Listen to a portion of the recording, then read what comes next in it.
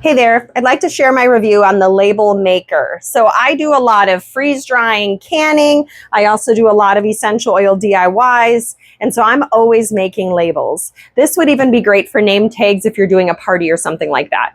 So when you open up your box, it has instructions to download the app. The app was really easy to install. In fact, one thing I absolutely love about this app is that one, it recognizes what size labels you have in here. And so as soon as you change the roll, it changed it in the app. So depending on what you've picked for a template, and then you can click on images like QR codes or pictures and you want to pull it into the label.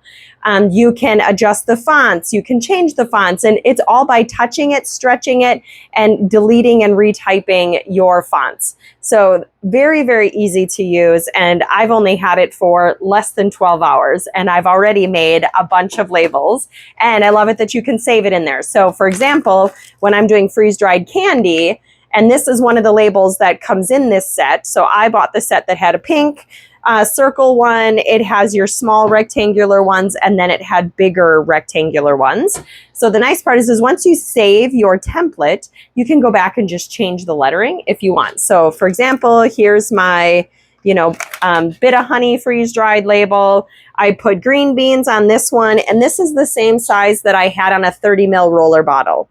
So for those of you that are looking for that size. And then again, here's one that I put on my big jar of green beans.